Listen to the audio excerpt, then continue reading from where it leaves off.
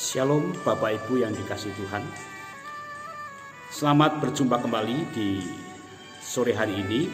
Dan mari sebelum kita memulai acara bara doa 10 hari Pentakosta GPD Telaga Kasih, mari kita menyerahkan semuanya ke dalam tangan Tuhan, supaya Tuhan memimpin dan menyertai kita malam hari ini. Mari kita berdoa. Tuhan Yesus, sertai kami anak-anak-Mu yang malam hari ini sudah siap untuk mendengarkan firman Tuhan, yang sudah siap untuk menyaksikan acara ini, dan kami percaya mereka akan diberkati dengan program bara ini. Biar kami boleh membaca Alkitab, merenungkan dan mengaplikasikan dalam kehidupan kami sehari-hari. Di momen ibadah 10 hari Pentakosta ini, bukan ini yang terpenting, namun yang terpenting adalah kami menjadi pelaku-pelaku kebenaran firman Tuhan. Terpujilah namamu, kami sambut firman-Mu dalam nama Tuhan Yesus, haleluya, amin. Nah, Bapak Ibu pemirsa yang dikasihi Tuhan, semalam saya sudah bicara tentang beberapa hal. Orang yang dipenuhi Roh Kudus, tanda-tandanya adalah satu, mereka berkata-katalah dalam bahasa lain.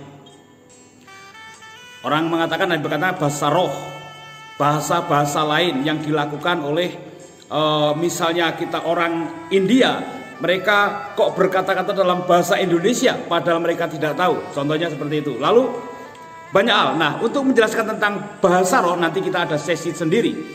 Tapi itu saya hanya sampaikan bahwa itu adalah bagian daripada tanda-tanda orang dipenuhi Roh Kudus. Lalu yang kedua, orang yang dipenuhi adalah orang yang mampu mempercayai Tuhan Yesus sebagai Tuhan dan Juru Selamat 100%. Percaya karena dikatakan karena dalam hatinya ada Roh Kudus yang membawa, memimpin untuk mengerti akan Tuhan. Lalu yang ketiga kita bahas semalam adalah orang yang dipenuhi Roh Kudus, dia akan menghasilkan buah-buah roh. Ya, kita sudah bahas beberapa semalam yang lalu. Buah-buah roh, damai, sejahtera, sukacita dan sebagainya. Nah, lalu di kali ini, malam hari ini, kesempatan ini, Bapak Ibu Saudara, saya akan bicara tentang karunia, di mana orang yang sudah dipenuhkan dengan Roh Kudus, dia akan menerima yang namanya karunia demi karunia. Nah, karunia diberikan kepada siapa? Karunia diberikan kepada semua orang percaya secara khusus, dikatakan. Kalau kita melihat, perhatikan dalam 1 Korintus pasal 12 ayat 11. 1 Korintus pasal 12 ayat 11 bisa dikatakan, tetapi semuanya ini dikerjakan oleh Roh yang satu dan yang sama, yang memberikan karunia kepada tiap-tiap orang secara khusus seperti yang dikehendakinya. Jadi Bapak Ibu Saudara, Allah menghendaki ketika kita hidup dipenuhkan dengan Roh Kudus, sebagai tanda kita dipenuhi Roh Kudus adalah kita menerima karunia-karunia itu dan kita mengerjakan karunia ini dengan sebaik-baik mungkin dengan penuh tanggung jawab. Nah, kalau kita lihat di dalam ayat yang sebelumnya, karunia apa yang diberikan kepada orang-orang percaya yang dipenuhkan dengan Roh Kudus? Mari kita akan lihat. Saya tidak akan mengupas semuanya karena waktunya tidak cukup. Saudara, yang pertama dikatakan dalam ayat yang ke-6, 7, 8, 9, di sana ada beberapa karunia. Nah, saya hanya akan menyinggung sedikit saja. Yang pertama dikatakan ada karunia untuk beriman atau karunia iman. Lalu dikatakan ada karunia kesembuhan atau bisa menyembuhkan orang. Nah, ini yang populer, saudara, ya. Sebenarnya banyak karunia, tapi yang sering dialami oleh orang-orang percaya, walaupun itu orang biasa, bukan hamba Tuhan, bukan pendeta, bukan penatua, mereka bisa menyembuhkan orang. Karena apa? Karena dia punya karunia. Lalu juga dikatakan ada karunia mujizat. Banyak anak-anak Tuhan hari-hari akhir ini, mereka bisa membuat mujizat. Dipakai Tuhan untuk mujizat Tuhan. Untuk apa tujuannya? Untuk melayani, untuk memuliakan Tuhan, untuk menyampaikan kabar baik. Sehingga Tuhan kasih karunia yang namanya karunia mujizat.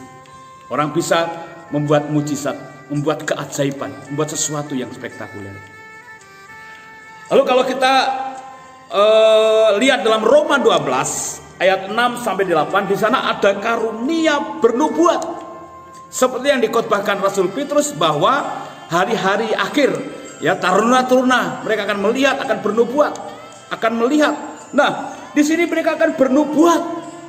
Dan firman Tuhan dalam Roma dikatakan, kalau kamu punya karunia bernubuat atau karunia apapun, kerjakan itu dengan sungguh-sungguh untuk hormat dan kemuliaan bagi nama Tuhan. Saya tidak tahu saudara-saudara yang mendengar saat ini atau yang melihat program ini, saudara punya karunia apa? Diberi Tuhan karunia untuk apa? Lalu dikatakan dalam Roma 12 lagi ayat 6 sampai 8 juga dikatakan karunia untuk melayani. Makanya saudara, tidak semua orang bisa melayani kalau dia tidak punya karunia. Makanya karunia itu diberikan kepada orang berbeda-beda. Ada orang yang punya karunia kesembuhan, belum tentu dia punya karunia melayani. Orang punya karunia melayani, belum tentu dia punya karunia bernubuat, dan lain sebagainya. Tapi semuanya berkaitan. Tujuannya adalah untuk melayani, untuk mengasihi Tuhan, untuk menyatakan kehendak Tuhan di dalam kehidupan kita dan di kehidupan dunia ini, saudara. Nah, lalu juga dikatakan ada karunia mengajar. Ada orang yang pandai mengajar di sekolah-sekolah Alkitab, sekolah teologi, SD, SMP. Ada yang punya karunia menjadi guru, mengajar. Tapi ada juga orang yang tidak bisa mengajar, tapi yang dipakai Tuhan dalam hal yang lain, saudara. Lalu saudara kasih Tuhan, dikatakan ada karunia untuk menasihati. Banyak orang-orang muda, tapi nasihatnya luar biasa. Banyak orang-orang yang dipakai Tuhan untuk menasihati orang yang sedang galau, yang sedang kacau, karena diberi karunia oleh Tuhan untuk bisa menasihati saudara-saudara seiman yang sedang membutuhkan. Bahkan orang-orang yang belum percaya, mereka dikuatkan karena nasihat-nasihat Bapak Ibu Saudara yang memiliki karunia menasihati. Lalu yang terakhir, saudara, ada dikatakan karunia memberi. Ya, nanti kita akan ikuti program ini terus supaya saya bisa menjelaskan tentang ayat-ayat yang akan kita bahas di depan. Karunia memberi. Artinya apa, saudara? Saudara akan jadi orang yang murah hati, orang yang penuh kasih, orang yang tidak pelit. Dan itu kalau bukan karena karunia, mustahil.